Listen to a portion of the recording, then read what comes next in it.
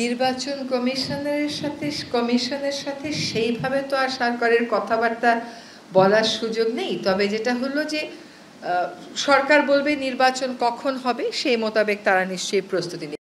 আর এনসিপির এটা একটা রাজনৈতিক অবস্থান, এটা নিয়ে আজকে আমাদের ক্যাবিনেটে কোনো আলোচনা হয়নি এবং আমরা আসলে আপনার মুখ থেকেই শুনলাম, কারণ আমরা তো সকাল থেকে ক্যাবিনেট মিটিংয়েই ছিলাম। So I don't think this is something that the cabinet will take up. এটা আমাদের অন্তর্বর্তীকালীন সরকারের উপদেষ্টা পরিষদের আলোচ্য বিষয় তো নয়। এখন হয়তো এনসিপির দাবিটা তার রাজনৈতিক দলের অবস্থান থেকে তার রাজনৈতিক দাবি, এনসিপি তার রাজনৈতিক যার দাবি কিভাবে আদায় করবে, কিভাবে নিষ্পত্তি করবে, এটা এনসিপি বুঝবে। এটার সাথে সরকারের নির্বাচন সংক্রান্ত যে ঘোষণা, সেটার ব্যত্যয় ঘটার আমি কোনো কারণ দেখছি না। আসলে আপনি যদি এখন 8 তারিখের প্রেক্ষিত আর আজকের প্রেক্ষিত বিবেচনা করেন, দুইটা প্রেক্ষিত কিন্তু বেশ ভিন্ন।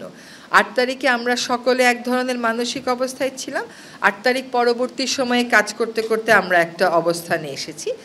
এখন সরকার প্রধান থেকে এটা স্পষ্ট করে দেয়া হয়েছে যে ডিসেম্বর থেকে জুনের মধ্যেই নির্বাচন হবে। ফলে এখন এইটুকুনি আমাদের কর্ম প্রাধিকারের মধ্যে আছে।